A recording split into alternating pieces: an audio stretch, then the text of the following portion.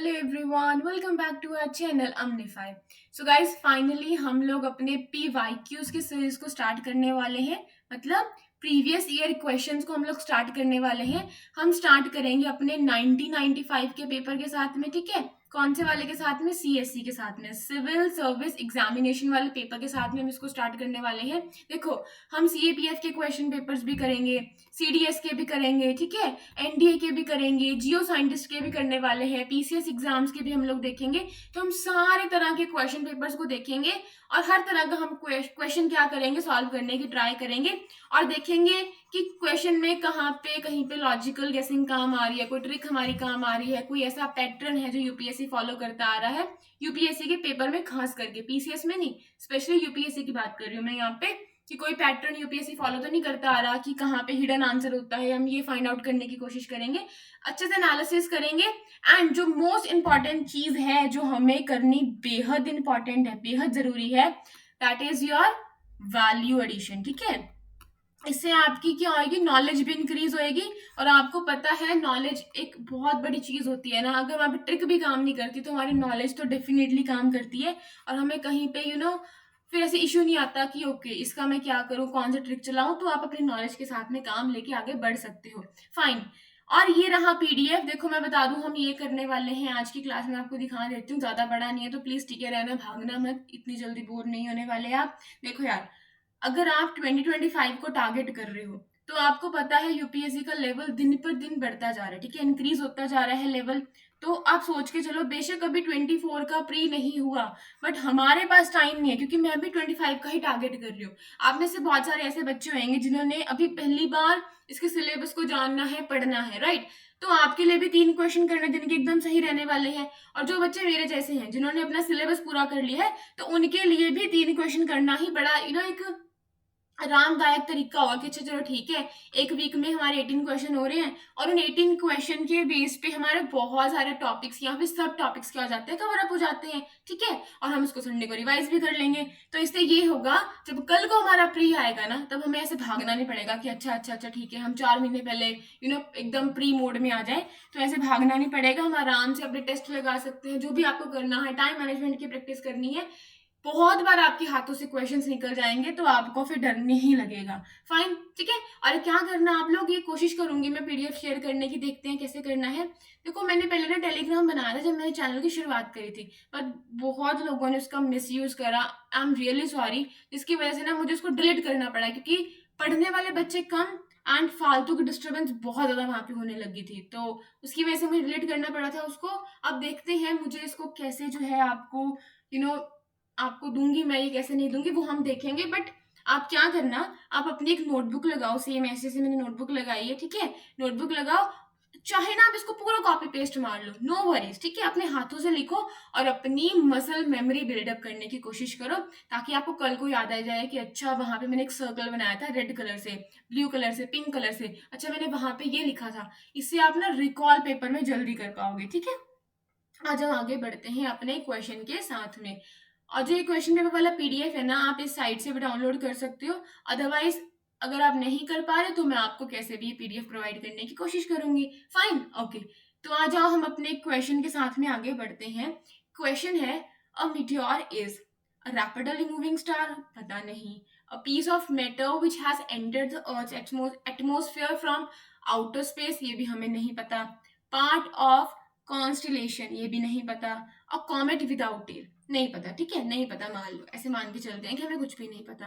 तो अगर हम इसमें एक पैटर्न देखें, अच्छा मुझे बताओ इसमें थोड़ा अजीब क्या लग रहा है। ये है एप्पल, ठीक है, ये है रेड, ओके, ये है ऑरेंज और ये है पोमीग्रेनेट, ठीक है।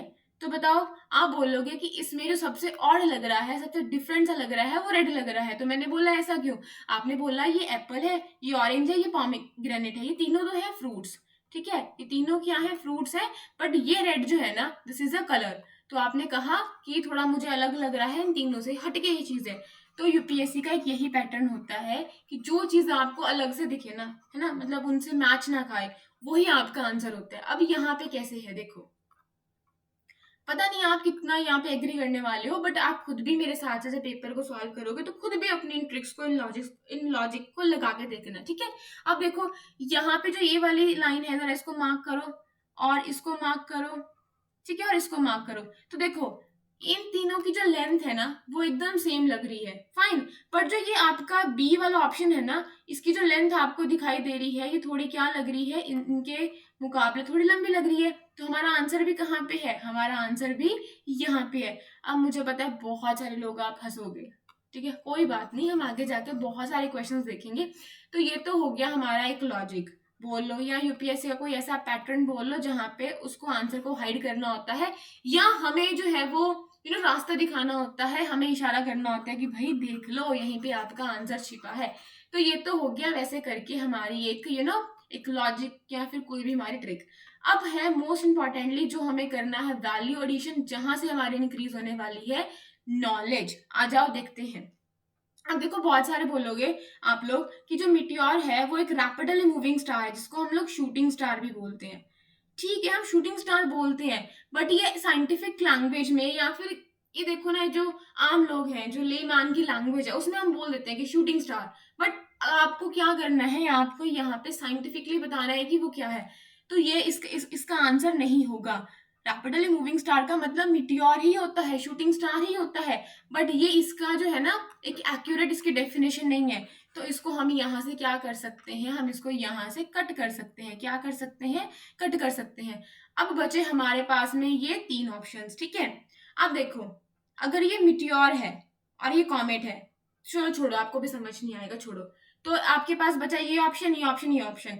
अब आपको पता है कि जो आपका कॉन्स्टिलेशन होता है, इसका मतलब होता है ग्रुप ऑफ स्टार्स जो कि क्या करते हैं, ठीक है, जो कि पैटर्न फॉर्म करते हैं, जिनको हम लोग रिकॉग्नाइज भी कर सकते हैं, ठीक है। जैसे आपका अर्सा मेजर हो गया, लिटिल बियर है ना, ऑरियन हो गया। तो ये बहुत सारे क्या होते हैं, जब बहुत सारे स्टार्स क्या करते हैं, कोई ऐसा पैटर्न फॉर्म करते हैं जिसको हम लोग देख पाए कि अच्छा ये ऐसा पैटर्न बन रहा है, ये ऐसा पैटर्न बन रहा है, तो उसको हम लोग क्या बोलते हैं, कॉन्स्टिलेशन बोलते हैं। तो भाई ये वाला भी इसका आंसर नहीं होने वाला। तब हमारे पास कौन से ऑप्शन बचे, तो अगर हमने इन दो ऑप्शंस को एलिमिनेट कर दिया, इन दो ऑप्शंस को एलिमिनेट कर दिया, देन हमारे पास बचते हैं दो ऑप्शन। एक हमारे पास बच रहा है बी और एक हमारे पास बच रहा है डी, ठीक है। आ जाओ देखते हैं। अभी ये डरने की कोई जरूरत नहीं है। देखो अगर पहला आपने क्वेश्चन उठाया है, पहली बार कर रहे हो, तो डू नॉट वरी, आपने सिलेबस भी पूरा नहीं करा, बहुत लोगों को नहीं पता होगा ये इवन की किस सब्जेक्ट का क्वेश्चन है। तो देखो होता है ऐसा, ठीक है, तो डरने वाली बात नहीं है। ज्योग्राफी का क्वेश्चन है आपका, ज्योग्राफी में आपको पढ़ना पड़ेगा कि मिटियोर क्या होते हैं, ठीक है, कि मिटियोर्स क्या होते हैं, आपके मिटियोराइट्स क्या होते हैं, मिटियोरॉइड्स क्या होते हैं, ये टी की साउंड दे रहा है, ये डी की साउंड दे रहा है, एंड एस्ट्रॉइड्स क्या होते हैं और कॉमेट्स क्या होते हैं, ठीक है। आ जाओ जरा इसको पढ़ते हैं। तो देखो मैंने आपकी हेल्प करने के लिए ना, ताकि आप बाद में रिकॉल कर पाओ, जब कल को आप अपना पेपर को रिवाइज करो, आप ना ऐसे करके बना लेना कि अच्छा इस क्वेश्चन में ना ये वाला पैटर्न का जो था वो इस्तेमाल हुआ था, तो ऐसे करके आप देख सकते हो, फाइन। तो चलो आगे बढ़ते हैं। सबसे पहले हम लोग समझते हैं कि मीटेरोइड क्या होता है। तो मेरी जरा ध्यान से सुनो एक बात। जब हमारे सोलर सिस्टम की फॉर्मेशन हो रही थी, ठीक है, तो क्या होता है, बहुत सारी रॉक्स वगैरह मिलके है ना, बड़े बड़े चीजें मिलके आपस में एक प्लानिट बना लिया। मान लो ये अर्थ बना लिया है ना, ये वीनस बना लिया, ये मर्करी बना लिया। तो ये तो चलो बन गए प्लैनेट, लेकिन बहुत सारा जो चीजें थी, जो रॉक्स थे और भी बहुत सारा जो सामान था, वो बचा कुचा ऐसे ही घूमने लग गया, ठीक है, स्पेस में ऐसे ही क्या करने लग गया, घूमने लग गया। तो ये आपको क्या समझ में आया कि जब हमारे सोलर सिस्टम की फॉर्मेशन हुई तो बहुत सारा सामान कुछ बचा कुचा रह गया, ठीक है, पीछे कोई सामान रह गया कि जिसका कोई काम नहीं है, तो प्लैनेट से बोला आप साइड पे जाओ, हम तो प्लैनेट बन चुके हैं, आपका कोई यूज नहीं है। तो उस वाले सामान को एक तो हम लोग क्या बोलते हैं, मीटेरॉइड्स बोलते हैं, ठीक है। और कई बार क्या होता है, मान लो ये आपका कोई एस्टेरॉइड है, ठीक है, अब इस एस्टेरॉइड का मान लो कोई टुकड़ा निकल गया, मान लो यहाँ से कोई टुकड़ा निकल गया, इससे अलग हो गया, तो ये तो एस्टेरॉइड है, लेकिन इससे एक टुकड़ा जो निकल गया, ठीक है, वो भी आपका क्या हो गया, इसका बचा कुचा सामान हो गया, ठीक है, इसका रिमेन हो गया, ठीक है, इसका पीछे वाला मतलब इसके काम का नहीं है, अब इसने इसको पीछे छोड़ दिया, इसका ये वाला सामान हो गया, ठीक है जी। तो ये सारी चीजें क्या होती हैं, इन सबको बोलते हैं हम लोग, क्या बोलते हैं, मीटियोरॉइड्स बोलते हैं। क्या बोलते हैं, मीटियोरॉइड्स बोलते हैं। मतलब एक तरह की ये स्पेस रॉक्स होती हैं या स्पेस का डेब्री होता है आपके सोलर सिस्टम में, ठीक है। जब आपका सोलर सिस्टम बन रहा था, जब आपके प्लैनेट्स की फॉर्मेशन हो रही थी, ठीक है, आपके एस्ट्रॉइड्स निकले, आपके एस्ट्रॉइड में से कुछ टुकड़े निकले, आपका जो कॉमेट है हम आगे देखेंगे उसका कुछ हिस्से, तो इन सबको मिला के हम लोग क्या बोलते हैं, इन सबको मिला के हम लोग बोलते हैं मीटियोरॉइड। क्या बोलते हैं? Meteoroid are objects in space that range in size from dust grain to small asteroids. देखो, कोई भी मीटियोरॉइड, ठीक है, उसका साइज तो इतना सा हो सकता है, ठीक है, डस्ट फ्रॉम डस्ट ग्रेन जितना, और कितना जा सकता है, एक स्मॉल एस्टेरॉइड तक उसका साइज जो है वो जा सकता है, वो वेरी कर सकता है। सिंपली बोलो तो एक डेब्री है आपका स्पेस में, जो आपका बचा कुचा सामान है पीछे पड़ा हुआ, उस सबको हम लोग क्या बोलते हैं, जो रॉक्स पड़ी हैं, जो डस्ट वगैरह है, उसको हम लोग क्या बोलते हैं, उसको हम लोग बोलते हैं मीटियोरॉइड्स। क्या बोलते हैं? मीटियोरॉइड्स, जो आपका स्पेस में ही घूम रहा है, ठीक है। अब कई बार क्या होता है, कई बार नहीं, बहुत बार ऐसा हो जाता है कि जो आपके ये स्पेस में जो पत्थर वगैरह जो घूम रहे होते हैं ना, जो बचे कुचे टुकड़े होते हैं आपके एस्टेरॉइड्स के, प्लैनेट्स वगैरह के, कॉमेट्स वगैरह के, तो कई बार क्या होता है ना, ये आ जाते हैं हमारे एटमॉस्फेयर में। कहाँ आ जाते हैं? एटमॉस्फेयर में। ये देखो, ये ब्लू कलर में दिख रही है हमारी अर्थ, हमारी अर्थ के ऊपर है एक एटमॉस्फेयर प्यारा सा। अब कई बार ये लोग एंटर कर जाते हैं हमारे एटमॉस्फेयर में, ठीक है। जब ये एंटर करेंगे, तो जब इन मतलब यहाँ पे फ्रिक्शन होएगी, ठीक है, ये यहाँ पे एंटर करा, यहाँ पे आया एटमॉस्फेयर में, तब यहाँ पे आके कर जाएगा ये बर्न। क्या करेगा? ये बर्न हो जाएगा, जल जाएगा, ठीक है, क्योंकि फोर्स लग रही है, ऊपर से भी आ रही है, यहाँ से अपनी ही एनर्जी प्रोड्यूस हो रही है, तो ये कर देंगे बर्न, ठीक है। तो क्या हो जाएगा, जो ये मीटियोरॉइड है, जैसे ही ये हमारे अर्थ के एटमॉस्फेयर के अंदर आएगा, ये बर्न होना स्टार्ट हो जाएगा, ठीक है। जब ये बर्न होना स्टार्ट हो जाएगा, तो इसकी टेल सी बन जाती है, देखो ऐसे करके हल्की से, ठीक है। ये बर्न होना स्टार्ट हो गया, और आपको लगेगा कि ये ना ऐसे गिर रहा है। आपने देखा होगा शूटिंग स्टार ऐसे आ रहा होता है एकदम स्पीड से ना, ऐसे करके, ऐसे। आई होप मैं आपको बना के दिखा पा रही हूँ, ऐसे करके, ठीक है। तो एकदम आता है ये, इसको हम लोग शूटिंग स्टार भी बोल देते हैं। तो इसी का जो साइंटिफिक नाम अगर मैं आपको बताऊं, तो इसी को मीटियोर के नाम से जाना जाता है। अगर अभी भी नहीं समझ में आया, मान लो कोई मीटियोरॉइड है, मतलब कोई ऐसा टुकड़ा जो तरह का वेस्ट है स्पेस में, ठीक है, और चीजों का टुकड़ा है, वो जैसे ही धरती के एटमॉस्फेयर से इंटरैक्ट करेगा, ठीक है, उसके अंदर उसके साथ में आएगा, तब क्या होगा, वो एकदम से बर्न करना क्या कर देगा, स्टार्ट कर देगा। और जब वो बर्न करना स्टार्ट करता है, तब वो मीटियोराइड ना कहला के क्या कहलाता है, मीटियोर के नाम से जाना जाता है। आई होप मैं आपको बिल्कुल सिंपल लैंग्वेज में समझा पाई हूँ, ठीक है। अब नहीं समझ आया तो मैं दोबारा कोशिश करती हूँ, आ जाओ। When meteoroids enter earth atmosphere, तो जब ये मीटियोरॉइड अर्थ के एटमोस्फियर में एंटर करेगा, ठीक है, और दैट ऑफ अनदर प्लैनेट, जरूरी नहीं है कि सिर्फ अर्थ में ही एंटर करता है, बहुत और भी प्लैनेट है, फॉर एग्जांपल आपका मार्स, वहां पे भी एंटर कर सकता है, क्योंकि स्पेस में तो बहुत सारे प्लैनेट हैं, ठीक है, और स्पेस में तो बहुत सारे ऑब्जेक्ट्स घूम रहे हैं, जो डेब्री है, जो मतलब बचे कुचे सामान है, राइट। तो उनको जरूरी थोड़ी कि हमेशा अर्थ के अंदर ही आना है, तो वो कहीं भी जा सकते हैं। समझ में आया? तो हो सकता है वो मार्स में चले जाएं, ठीक है। तो जब कोई भी मीटियोरॉइड अर्थ के एटमॉस्फेयर में आता है, या अनदर प्लैनेट जैसे मार्स की उसमें आता है, मार्स का एटमॉस्फेयर मुझे बताना थिन है या थिक है, ठीक है, ये आपका होमवर्क है। At high speed and burn up, ये क्या हो जाता है, बड़ी स्पीड से आएगा, ऐसे करके आएगा, बड़ी स्पीड से आएगा, और क्या करना शुरू कर देगा, यहाँ पे बर्न करना स्टार्ट कर देगा, ठीक है।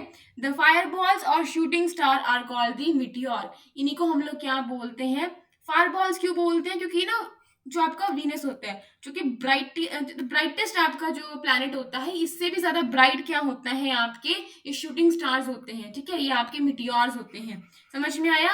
तो जब कोई मीटियोरॉइड आपका अर्थ के एटमॉस्फेयर में आएगा, और अगर आते ही वो जब बर्न करना शुरू कर देता है वो मीटियोरॉइड, तब उसका नाम पड़ जाता है मीटियोर। क्या पड़ जाता है? मीटियोर, या फिर शूटिंग स्टार उसका नाम जो है वो पड़ जाता है। देखो मैं अपनी पूरी कोशिश कर रही हूँ, मुझे नहीं पता मैं आपको समझा पा रही हूँ अच्छे से या नहीं पा रही, बट प्लीज मुझे बता देना, ठीक है, कि आपको समझ में आ रहा है या फिर नहीं आ रहा। अब देखो क्या होता है, मान लो, आ जाओ दोबारा देखते हैं, ठीक है, रेड कलर से लेते हैं।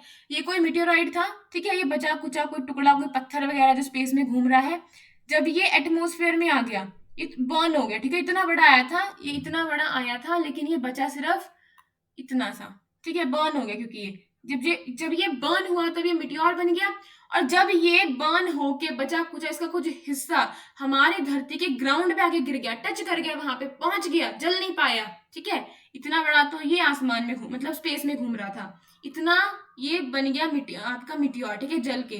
फिर इसमें से भी कुछ बचा हुआ हिस्सा आपका धरती पे आके गिर गया, जो हिस्सा आपका धरती तक पहुंच गया, उसके ग्राउंड तक पहुंच गया, उसको बोलते हैं मीटियोराइट, ठीक है। देखो राइट कैसे याद करोगे, देखो राइट सही है, ठीक है, सही है जी। अगर हमारे यहाँ पे अर्थ पे पहुंच गया ये ऐसे करके सही है कि अगर ये हमारी अर्थ पे पहुंच गया, तो क्या समझाया मैंने आपको कि जब कोई आपका ऑब्जेक्ट, ठीक है, कोई आपका अगर ऑब्जेक्ट आपका स्पेस में है तब उसको हम लोग मीटियोरॉइड बोलते हैं। अगर वो एटमॉस्फेयर में आ जाए तो उसको मिटियोर बोलते हैं, क्योंकि जैसे ही वो एटमॉस्फेयर के कनेक्शन में आएगा, ठीक है, उसके उसके अंदर आएगा, उसके साथ इंटरेक्शन होएगी, तब वो बर्न अप करना स्टार्ट करेगा, वो जलना स्टार्ट कर देगा, ठीक है। और जल के सब कुछ होके कुछ बचा हुआ हिस्सा उसका जमीन तक पहुंचेगा, जो हिस्सा उसका जमीन के ग्राउंड पे आके टकराएगा उसको क्या बोलेंगे, मीटियोरॉइड बोलेंगे, ठीक है।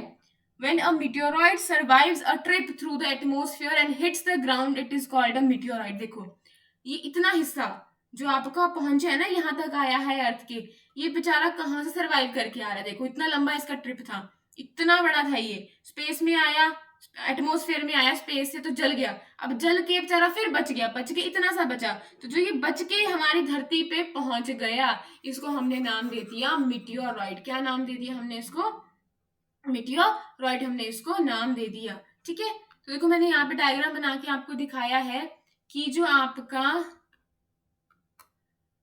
मीटियोरॉइड है वो कैसे बनता है। मान लो कोई आपका एक एस्टेरॉइड था, ठीक है, उसका कोई टुकड़ा आपका निकल गया, ठीक है, बचा कुचा कुछ रिमेन उसका जो है पीछे छूट गया, तो वो कहलाएगा आपका मीटियोरॉइड, ठीक है। ये कोई जो रॉक है ये क्या कहलाएगी आपकी, अभी मीटियोरॉइड कहलाएगी।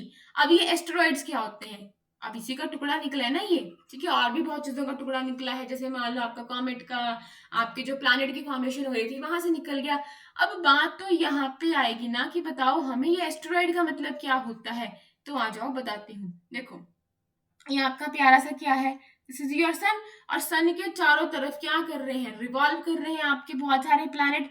ये कर रहा है मरकरी, ये कर रहा है वीनस, ये कर रहा है अर्थ, ये एक मिनट, मरकरी, वीनस, अर्थ, और ये रहा आपका मार्स, ठीक है, और एक आपका प्लैनेट है जुपिटर, राइट। तो जुपिटर और मार्स के बीच में देखो ये आपका मरकरी है, ये वीनस है, ये अर्थ है, ये मार्स है, कॉन्टिन्यूसली चार आ गए। अब जब मार्स के बाद में जुपिटर आएगा तो जुपिटर और मार्स के बीच में एक बेल्ट है, ठीक है, एक क्या है, एक ऑब्जेक्ट्स की एक बेल्ट बनी हुई है जो कि चारों तरफ सन के क्या कर रही है, प्लैनेट्स की तरह रिवॉल्व कर रही है। इसी बेल्ट को हम लोग क्या बोलते हैं, एस्टेरॉइड बेल्ट बोलते हैं। क्या बोलते हैं, एस्टेरॉइड बेल्ट के नाम से हम इसे जानते हैं। नहीं आया समझ में, आ जाओ दोबारा बताती हूँ, ध्यान से देखो इसे। देखो मरकरी सन की चारों तरफ चक्कर लगा रहा है, वीनस भी लगा रहा है, ठीक है, अर्थ भी लगा रहा है, और मार्स भी लगा रहा है।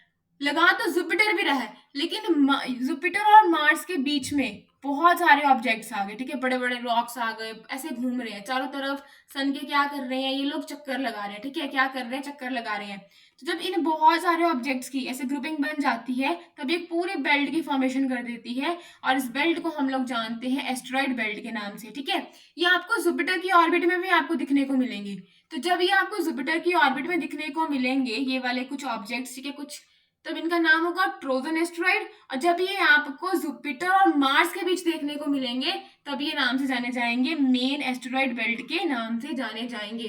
अब यहाँ से कोई भी एस्टेरॉइड निकाल लो, निकाला, इसको बड़ा करा, और उसका कुछ टुकड़ा जो बचेगा, ठीक है, उसको हम लोग क्या बोलेंगे, मीटियोरॉइड के नाम से जानेंगे। तो एस्टेरॉइड्स क्या होते हैं, एक तरह के माइनर प्लैनेट होते हैं। अब इसका मतलब क्या है, देखो माइनर प्लैनेट्स हम उनको बोलते हैं, उस ऑब्जेक्ट को बोलते हैं जो कि ना तो पूरी तरह प्लैनेट होता है और ना ही पूरी तरह कॉमेट होता है, ठीक है, बट ये क्या करते हैं, that orbits with in the inner solar system, जो कि ऑर्बिट कहाँ करते हैं, with in the inner solar system. अब इससे आप मुझे ये बताना कि बताओ हमारे इनर प्लैनेट कौन से होते हैं, देखते हैं आपको थोड़ा पता है या नहीं पता है, ठीक है, ये आपको छोटा सा होमवर्क है, ठीक है। अब देखो ये एस्टेरॉइड क्या होते हैं, ये रॉकी भी हो सकते हैं, ठीक है, रॉकी भी हो सकते हैं, मेटेलिक भी हो सकते हैं, आईसी बॉडीज भी हो सकती हैं विद नो एटमोस्फियर। ये आप पॉइंट याद रखना, विद नो एटमोस्फियर। अब देखो यहाँ पे कुछ रॉक्स भी होंगे ना, कुछ मेटेलिक चीजें भी होंगी, कुछ आईसी बॉडीज भी होंगी। जब ये सारी यूं चक्कर लगाएंगी जुपिटर और मार्स के बीच में सन के चारों तरफ जब रिवॉल्व करेंगी तब ये बेल्ट बन जाएगी, जिसका हम नाम दे देंगे एस्टेरॉइड बेल्ट। क्या नाम दे देंगे? एस्टेरॉइड बेल्ट नाम दे देंगे। जब ये आपकी जुपिटर की ऑर्बिट में घूमेंगे, ठीक है, तब हम इसको बोलेंगे ट्रोजन एस्टेरॉइड्स। आई होप मैं आपको समझा पा रही हूँ। ओके, नेक्स्ट टॉपिक है आपका कॉमेट्स। क्या होते हैं? आ जाओ देखते हैं। ठीक है, कॉमेट्स क्या होते हैं? अ मास ऑफ आइस, ठीक है, रॉक, डस्ट ड्रिफ्टिंग। अरे ये ब्लर आ गया है ना, कोई बात नहीं, चलो कोई बात नहीं, मैं थोड़ा साफ इसको हाईलाइट करती हूँ। आ जाओ, कोई बात नहीं, हो जाता है। चलो, कॉमेट्स क्या होते हैं? अ मास ऑफ आइस, ठीक है, आइस का मास, रॉक, कोई भी dust drifting in space that often has a tail, ठीक है, जिनकी टेल होती है। मैं आपको भी समझाती हूँ। Which grows as it gets closer to the sun. अभी समझाती हूँ, do not worry. The tail is made up of water. Tail किसकी बनती है? जो पूंछ है वो किसकी बनती है? ठीक है, वाटर की, डस्ट की, and various gases vaporise bye solar energy. अब इसका मैं आपको समझाती हूँ मतलब। आ जाओ, आ जाओ। मान लो, ठीक है, ये कोई टुकड़ा है आपका, ठीक है, अभी ये पूरा सॉलिड है, पूरा आपका ना फ्रोजन है, ठीक है। अब इसमें बहुत सारी डस्ट भी है, एकदम हार्ड बन चुका है। ये कहाँ चला गया? ठीक है, एकदम हार्ड बन चुका है, एकदम आइस है इसमें, पूरी एकदम फ्रोजन हो चुका है, पत्थर बन गया है, डस्ट है इसके अंदर। अब ये एक टुकड़ा है। जब ये टुकड़ा, शायद मैंने डायग्राम कहीं बनाया था, नहीं बनाया मैंने कहीं पे, हाँ देखो, ये सन है आपका, ठीक है। तो जब ये टुकड़ा आपका सन की तरफ आएगा, ठीक है, तो क्या होगा? सन की गर्मी की वजह से ये वेपोराइज होना शुरू हो जाएगा, ठीक है, इवेपोरेट होना शुरू हो जाएगा, जिसकी वजह से इसकी पूंछ बननी स्टार्ट हो जाती है। देखो मैं आपको समझाती हूँ यहाँ पे अच्छे से, आपको भी समझ नहीं आया होगा। रुको रुको रुको रुको रुको रुको, देखो, ये आपका सन है, ठीक है, ये आपका सन है। ये आ जाओ, ये समझ में आ गया। आपका सन है, ठीक है, इस सन के चारों तरफ एक ऑर्बिट है आपकी, घूम रहे हैं।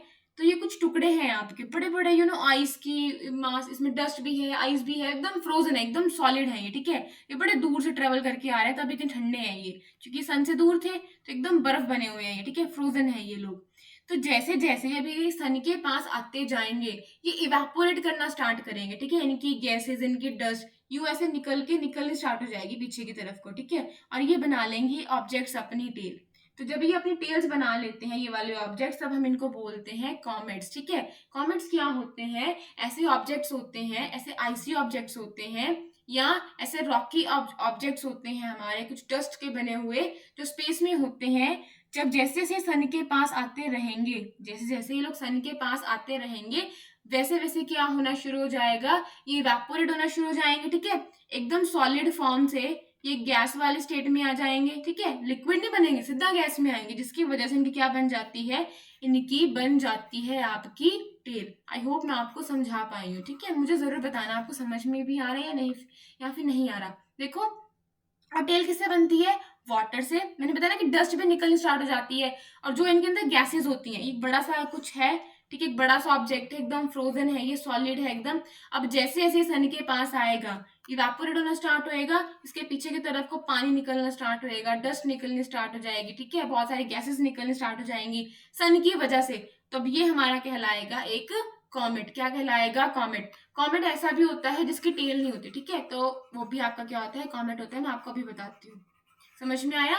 तो कॉमेट्स क्या होते हैं आपके? कॉमेट्स होते हैं mass of ice, rock, dust drifting in space that often has a tail, ठीक है। अक्सर इनकी टेल होती है, बट ऐसा नहीं है कि जिसकी टेल नहीं होगी वो कॉमेट नहीं कहलाएगा, ऐसा नहीं है, ऐसा भी है, ठीक है। Which grows as it gets closer to the sun. ये टेल कब ग्रो करती है? जैसे जैसे ये लोग सन के पास आते रहेंगे, वैसे वैसे इनकी क्या बननी शुरू हो जाएगी? टेल बननी स्टार्ट हो जाएगी। ये लोग ना बड़ी दूर से आते हैं। अब इनका घर कहाँ पे है? जो आपके ये कॉमेट्स हैं, इनका घर कहाँ पे है? तो देखो मैं आपको समझाती हूँ, अभी आ जाओ। एक होते हैं आपके शॉर्ट पीरियड कॉमेट्स। क्या होते हैं? Short period comets. और एक होते हैं आपके लॉन्गर पीरियड कॉमेट्स, ठीक है। अब देखो, शॉर्ट पीरियड कॉमेट्स क्या होते हैं? जिनका ऑर्बिटल पीरियड जो होता है ना, वो फ्यू हंड्रेड ईयर्स, वो मतलब थोड़ा ही है, मतलब इतना ज्यादा नहीं है। जो लोग क्यूपर बेल्ट से आते हैं, अभी समझाते हैं क्यूपर बेल्ट क्या होती है, ठीक है। और एक होते हैं जिनकी जो ऑर्बिट का जो ऑर्बिटल पीरियड होता है ना, वो 1000 ऑफ ईयर्स होता है, ठीक है। तो वो बड़े दूर से आते हैं। वो आते हैं ओट क्लाउड से। कहाँ से आते हैं? ओट क्लाउड से। तो एक बात याद रखो, आपके कॉमेट्स का ओरिजिन कहाँ से है, सोर्स कहाँ से आते हैं ये लोग सन के पास? ये लोग सन के पास चल के आते हैं बड़ी दूर से। या तो ये लोग आएंगे आपके क्यूपर बेल्ट से, या ये लोग आएंगे आपके ओट क्लाउड से। अब ये क्या होता है? क्वेश्चन आ गया ना कि अभी क्यूपर बेल्ट क्या होती है, ये ऊट क्लाउड क्या होता है। तो आज मैं बताती हूँ। ये आपका सन है, ये आपके सन के चारों तरफ क्या कर रहे हैं, बहुत सारे प्लैनेट्स क्या कर रहे हैं, रिवॉल्व कर रहे हैं। अब एक प्लैनेट आता है आपका नेपच्यून, ठीक है, सबसे लास्ट में आएगा। ये आपका नेपच्यून प्लैनेट आ गया। तो यहीं से क्या होता है, यहीं से आपकी एक एक एक एरिया आपका स्टार्ट होता है जहां पे आपको बहुत सारे आईसी ऑब्जेक्ट्स मिलेंगे। क्या मिलेंगे? आईसी ऑब्जेक्ट्स मिलेंगे। अब इसमें ड्वार्फ प्लैनेट भी होंगे, फॉर एग्जांपल आपका प्लूटो, ठीक है, जिसको हम जो हमारा एक ड्वार्फ प्लैनेट बन चुका है। बहुत सारे कॉमेट्स भी होंगे यहाँ पे, बहुत सारे रॉक्स भी होंगे और बहुत सारी आइस भी होगी। देखो मैंने क्या बोला, सिंपली अगर मैं आपको बताऊं तो क्यूपर बेल्ट क्या होती है। क्यूपर बेल्ट एक ऐसा डोनेट शेप्ड एरिया होता है, एक आईसी ऑब्जेक्ट्स का, जो कि आपकी नेपच्यून के बियॉन्ड होता है, beyond the orbit of Neptune. देखो यहाँ पे नेपच्यून की ऑर्बिट खत्म हुई आपकी, ठीक है, ये नेपच्यून की ऑर्बिट खत्म होती है आपकी। इसके बियॉन्ड जो आपको ये डोनट शेप में जो एरिया दिखाई दे रहा है, ठीक है, इस एरिया को हम लोग क्या बोलते हैं? इस एरिया को हम लोग क्यूपर बेल्ट बोलते हैं। और इस क्यूपर बेल्ट के अंदर आपको बहुत सारे कॉमेट्स, ठीक है, ड्वार्फ प्लैनेट आपको दिखने को मिलेंगे, रॉक्स दिखने को मिलेंगी बड़ी बड़ी, ठीक है, और आइस देखने को मिलेगी। अब यहीं से क्या होता है, मान लो ये कोई कॉमेट है, वो आ गया, ये आ रहा है, यहाँ से आ गया आ गया आ गया आ गया आ गया, यहाँ पहुंच गया, ठीक है। अब जैसे जैसे ये ना सन के पास आता रहेगा, मान लो यहाँ पे आ गया, जैसे जैसे सन के पास आता रहेगा वैसे वैसे ये इवेपोरेट होना स्टार्ट हो जाएगा और इसकी बननी स्टार्ट हो जाएगी इस ऑब्जेक्ट की टेल, ठीक है। क्या बननी स्टार्ट हो जाएगी? टेल। समझ में आया? तो जैसे जैसे सन के क्लोज आता जाएगा वैसे वैसे क्या बननी स्टार्ट हो जाएगी? टेल बननी स्टार्ट हो जाएगी, ठीक है। तो जब ये क्यूपर बेल्ट से आएगा, जब ये क्यूपर बेल्ट से आएगा ये वाला कॉमेट, तो इसको हम लोग बोलेंगे शॉर्ट पीरियड कॉमेट्स। क्या बोलेंगे? शॉर्ट पीरियड कॉमेट्स, राइट, क्योंकि कहाँ से आ रहा है? क्यूपर बेल्ट से आ रहा है।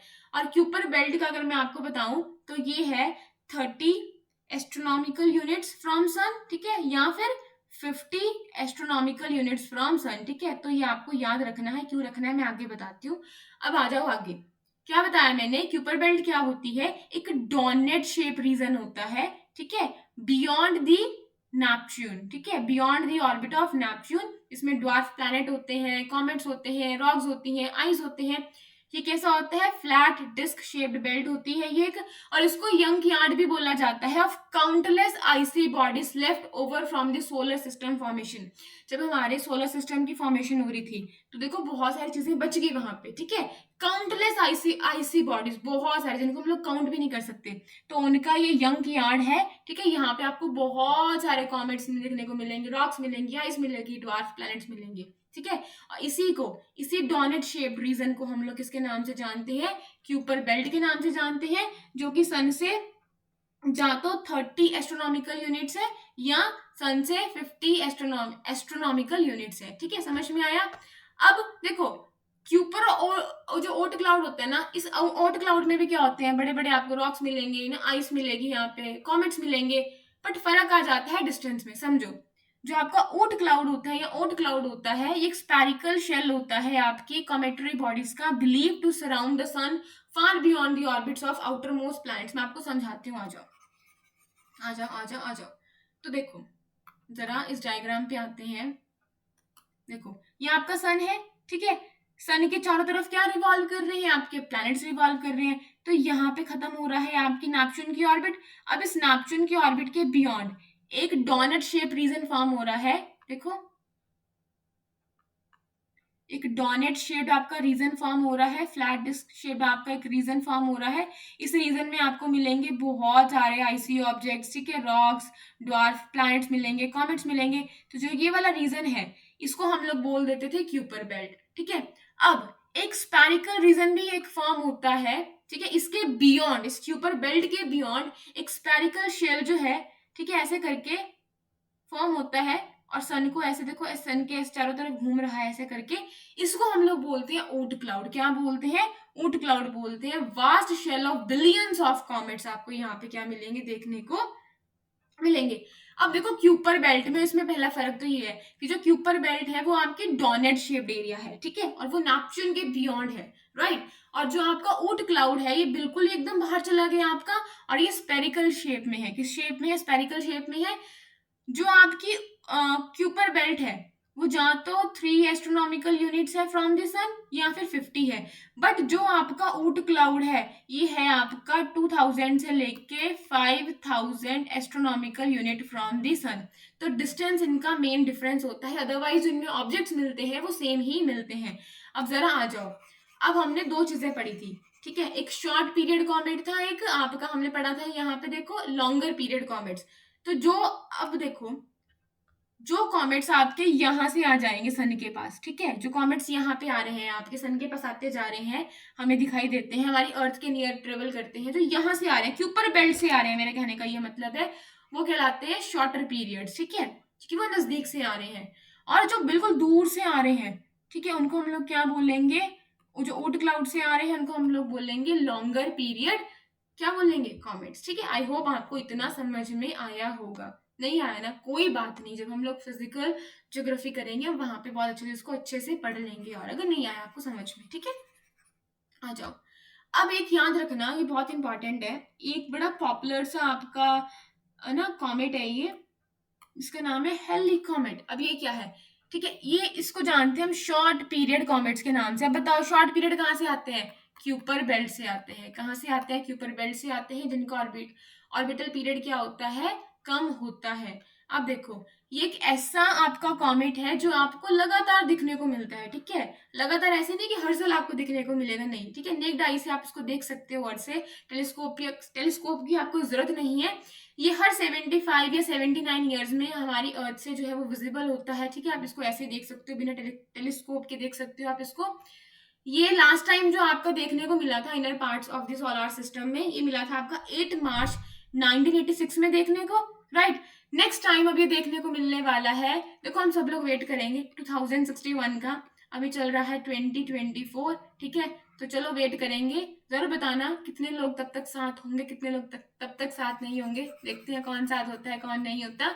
तो अगर साथ होगे तो हम लोग मिलके देखेंगे, ठीक है, फाइन। हम देखेंगे इसकी नेक्स्ट विजिट को, अपनी खुली आंखों से हम लोग इसको देखने वाले हैं। तो मैंने क्या समझाया? हेल एक ऐसा कॉमेट है जो कि शॉर्ट पीरियड कॉमेट है। शॉर्ट पीरियड कॉमेट है तो मतलब क्यूपर बेल्ट से आ रहा है, ठीक है, और हर 75 या 79 ईयर्स में हमें देखने को मिलेगा, राइट। लास्ट टाइम ये दिखने को मिला था हमें 1986 में 8 मार्च को, और अब इसका है कि जो मिड 2061 है उसके मिड में हमें ये देखने को मिलेगा। एक और आपका कॉमेट है, अब देखो एक यहाँ पे पूछा गया है अ कॉमेट विदाउट अ टेल, ऐसा कॉमेट जो बिना टेल के है।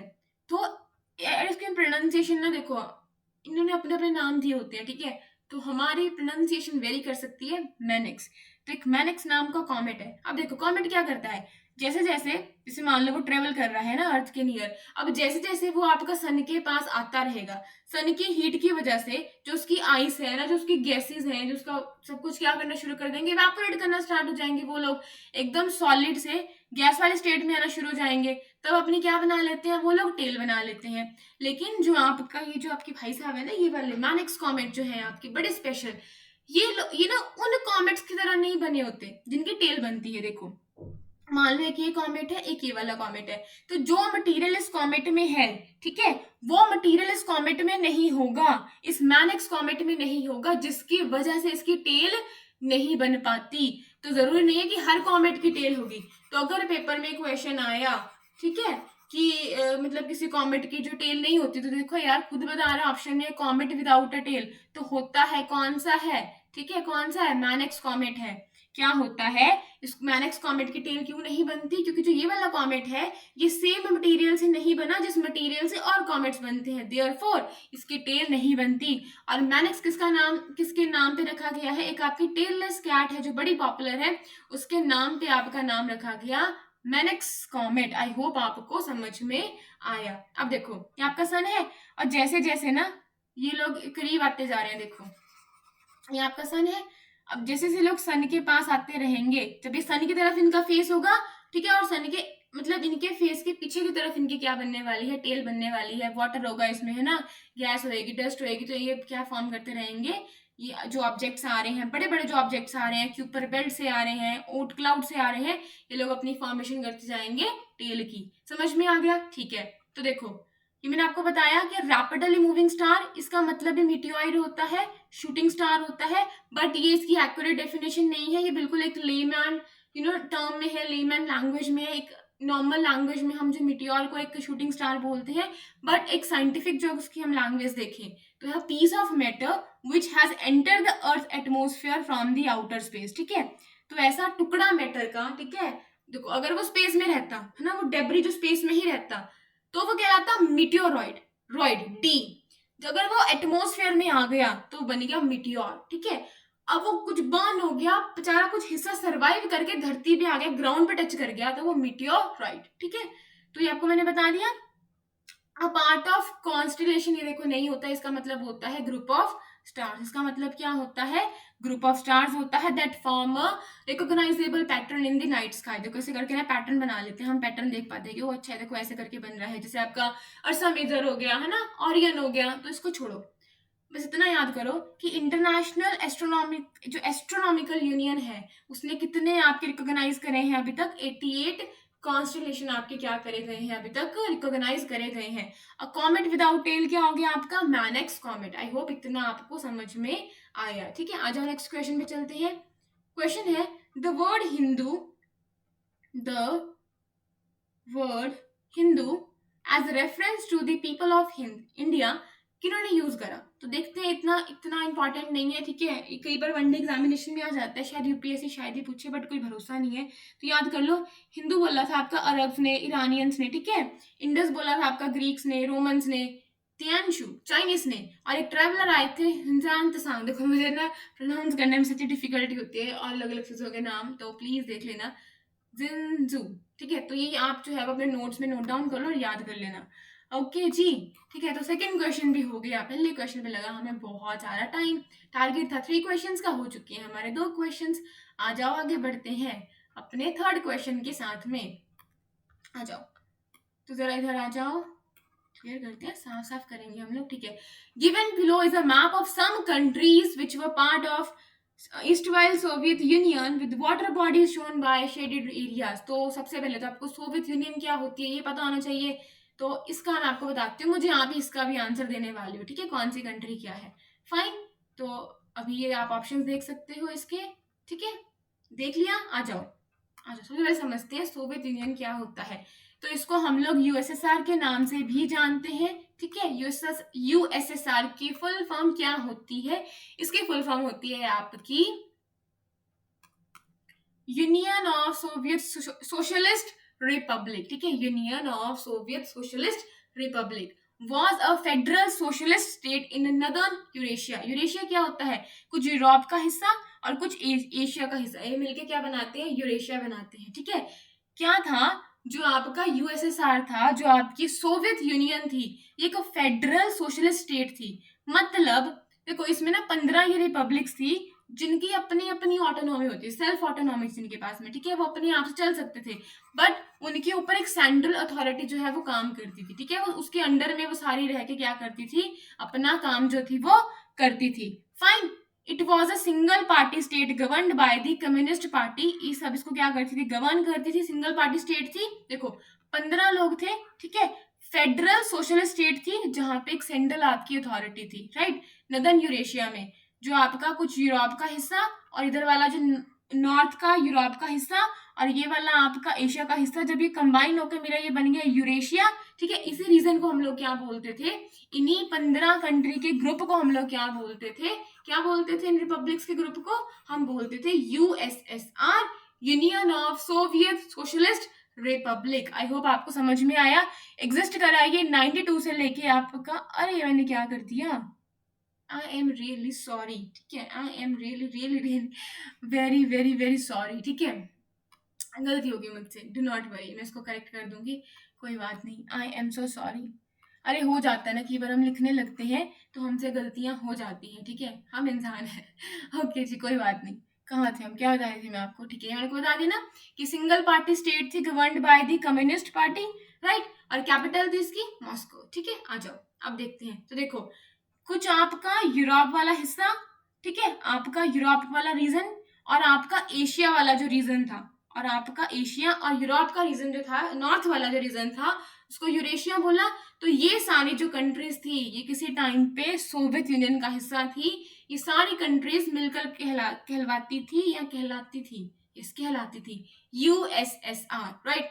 तो एक है आपकी Russia, this is your Russia, ठीक है। एस्टोनिया देखो मैंने नीचे लिखा है, this is your Latvia, Lithuania, right, and then your Belarus, okay, then आपका Ukraine, Moldova, Georgia, this is your, no wait a minute, एक मिनट, fine, this is your Georgia, this one, ठीक है, and this your Armenia, right, Azerbaijan, yes Azerbaijani बोलते हैं, okay. अब ये आपका कजाकिस्तान, राइट, ये वाला, और जो ये वाला एरिया है this is your Uzbekistan, this is your Turkmenistan, right, Kyrgyzstan, and this is your Tajikistan. तो ये टोटल आपकी 15 कंट्रीज थी जो आपकी सोवियत यूनियन का क्या होती थी, हिस्सा होती थी। आई होप आपको इतना समझ में आया, ठीक है। तो अब देखते हैं, मैप के ऊपर चलते हैं, फटाफट से बताओ ये मैंने आपको कौन सी कंट्री बताई थी, ये था आपका कजाकिस्तान, ये कौन सा था आपका, दिस इज योर कजाकिस्तान। अच्छा ये बताओ मुझे क्या था, देखो आ जाओ वापस, जल्दी बताओ मुझे ये क्या था, दिस इज योर उज्बेकिस्तान। तो ये आपका कजाकिस्तान, दिस इज योर, जल्दी बताओ मुझे, दिस इज योर उज्बेकिस्तान। ये क्या बताया था मैंने आपका, टर्कमेनिस्तान, ठीक है। आ जाओ जरा यहाँ पे, ये क्या बताया मैंने आपका, टर्कमेनिस्तान। तो ये क्या हो गया आपका, टर्कमेनिस्तान हो गया, फाइन। अच्छा मुझे इसके बाद जल्दी से बताओ ये क्या था, किर्गिस्तान। आ जाओ, ये देखो किर्गिस्तान, ठीक है, ये देखो, ठीक है। एंड उसके बाद जो फाइनली आपका ये रीजन बचा, दिस इज 5th नंबर पे, दिस इज योर तजाकिस्तान। तो किर्गिस्तान, ठीक है, दिस इज योर तुर्कमेनिस्तान, ठीक है। आ जाओ जरा, तो देखो ये रहा आपका, ठीक है। तो देखो आप डायग्राम को यहाँ से क्या कर सकते हो, आप यहाँ से अच्छे से वहां पे मैच कर सकते हो। आई होप आपको समझ में आया। तो देखो ये थे हमारे 3 क्वेश्चंस, मुझे बताना मैं इसमें और क्या इंप्रूव करूँ, अपनी स्पीड को इंप्रूव करूँ, कैसे करूँ, क्या ना करूँ, डू लेट मी नो, ठीक है। I am trying my level best, ठीक है, ताकि मतलब हर किसी को समझ में आ पाए, चाहे आप हिंदी मीडियम से हो चाहे आप इंग्लिश मीडियम से हो। तो मैं ऐसे कोशिश कर रही हूँ अपनी पूरी तरह से बताने की। हाँ मेरी टंग ट्विस्ट हो जाती है, कई बार मैं बहुत जल्दी बोल जाती हूँ, जल्दी बोलने के चक्कर से ना मेरी टंग ट्विस्ट हो जाती है, तो I am really very sorry. हो जाता है यार, लैंग्वेज का फर्क पड़ जाता है, कई बार जुबान पे कुछ होता है, कई बार कुछ होता है, उसके लिए आई एम सॉरी। मुझे जरा बताना आपको कैसा लगा कैसा नहीं लगा, ठीक है। इसको कंटिन्यू करें ना करें यार बता देना, ठीक है। सच्ची में मेहनत लगती है लिखने में भी, डायग्राम्स फॉर्म करने में भी। आई होप मैंने आपको सारे डायग्राम्स यहाँ पे समझा दिए हैं, कुछ छुट तो नहीं गया कि आप मुझे बाद में बोलो कि मैंने छोड़ दिया, ठीक है। सो बता देना, गलतियां लगी मेरी तो जरूर बताना, कहीं ना कहीं पे कुछ अच्छा लगा वो भी बता देना, बता जरूर देना कैसा लगा, सो दैट मैं इसको और थोड़ा सा ना इंकरेजमेंट मिल जाती है कि यार अच्छा कोई एक बच्चा भी देख रहा है, तो चलो बनाते हैं। And yes one more thing, इन दोनों क्वेश्चंस में ना कोई ट्रिक नहीं काम कर रही, ठीक है। नॉलेज काम करिए, प्योरली आपकी नॉलेज यहाँ पे काम करेगी। यहाँ पे आपको मैथ्स की नॉलेज होनी चाहिए, यहाँ पे छोटे मोटे आपके हिस्ट्री के एनसीईआरटी में से आपको बड़े आराम से इसका आंसर मिल जाता है। आई होप आपको समझ में आया। So guys thanks for watching and thanks for listening. Please मुझे जरूर बताना शुड आई कंटिन्यू दिस और नॉट, ठीक है। I try my level best, आप लोग जैसा बोलोगे ना मैं वैसा लाने की पूरी तरह से कोशिश करूंगी। मुझे नहीं पता मैं आपको समझा पाई हूँ नहीं पाई हूँ, ठीक है। फर्स्ट टाइम ऐसे नोटबुक पे नोट्स लिख के मतलब पढ़ाने की कोशिश कर रही हूँ, तो जरूर बताना आपको कितना समझ में आया कितना नहीं। And I am really sorry अगर आपको कोई बैकग्राउंड नॉइज आ रही है, तो देखो यार हम बहुत सारे लोग होते हैं ना, मेरे तो वैसे ही पता नहीं कहाँ से आवाजें आती रहती हैं जब मुझे रिकॉर्डिंग करनी होती है, क्योंकि जो मेरा लैपटॉप है जिस सॉफ्टवेयर से I am recording the class, वो मेरा माइक्रोफोन को कुछ मान नहीं रहा, उसको एक्सेप्ट नहीं कर रहा, ठीक है। उसको कुछ रिकॉर्ड, उसको कोई परमिशन नहीं दे रहा है, जिसकी वजह से मुझे विदाउट माइक जो है वो रिकॉर्डिंग करनी पड़ रही है।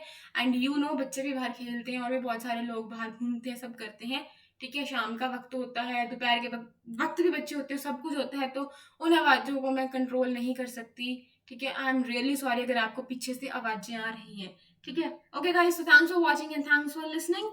मिलेंगे फिर से कल हम अपनी नई वीडियोस के साथ में। Fine, bye bye.